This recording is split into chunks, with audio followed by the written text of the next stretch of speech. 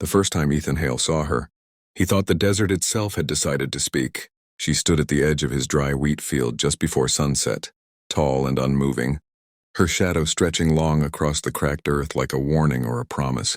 Ethan wiped the sweat from his brow, squinting past the orange haze. Outsiders never came this far. Not anymore. Not since the droughts, the foreclosures, the quiet death of small farms like his. Yet there she was, an Apache woman wrapped in a dark red shawl, her black hair braided down her back, her eyes steady and unafraid. She did not wave. She did not call out. She simply waited, as though she had always known he would look up at that exact moment. Ethan's heart thudded painfully in his chest. He was a shy man, a man who spoke more easily to soil than to people, and especially not to a woman like her, one who carried herself with the weight of history and fire in her gaze. When he finally gathered the courage to approach, his boots crunching softly on the dry ground, she spoke before he could find his voice. "You are Ethan Hale," she said, her tone calm, not a question. He nodded, startled. "I am Naya Red Willow," she continued. "I have walked 3 days to find you." Ethan swallowed hard. He had no idea why a woman like her would seek him out. He owned little more than failing land, an old truck and a heart worn thin by loneliness. He opened his mouth to ask why, but her next words stopped him cold. "I want an heir from you." The sentence landed between them like a thunderclap. The wind kicked up, rustling the dead wheat stalks, and for a moment Ethan wondered if he had misheard. But her eyes did not waver. She meant every word. Naya explained nothing further.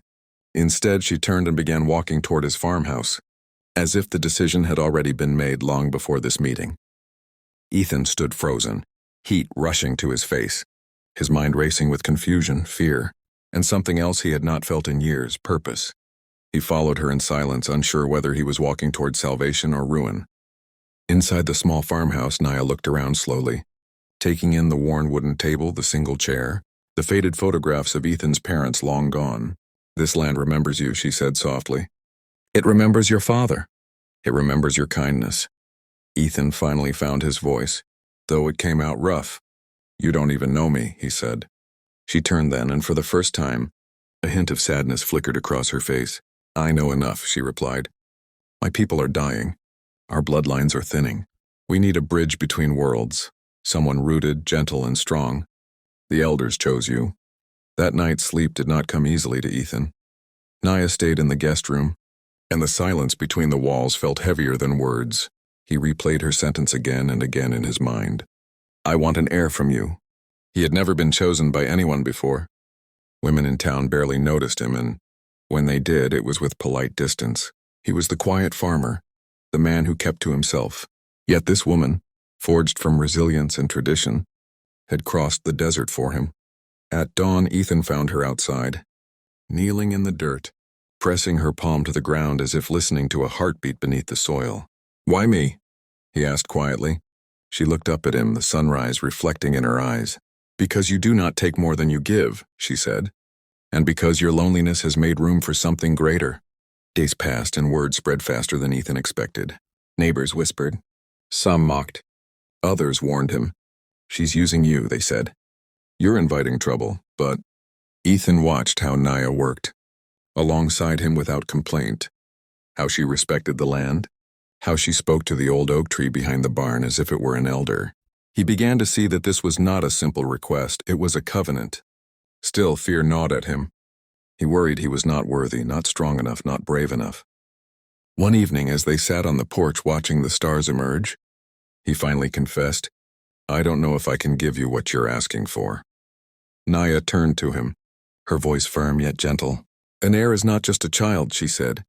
"It is a promise, a future shaped by respect, and that, Ethan Hale, is something you already carry." Unbeknownst to Ethan, forces beyond the farm were already stirring. Elders watching from afar, enemies who would not accept this union, and a destiny far larger than a simple farmer could imagine. The desert winds howled that night, carrying whispers of trials yet to come, of love forged through fire, and of a child who would change everything. And as Ethan stared into the endless sky, one truth became clear. His quiet life was over. What began with a single sentence would demand courage, sacrifice, and a heart strong enough to unite two worlds. If you feel the weight of this moment, if you want to know how. Ethan's choice will reshape his life, and Naya's.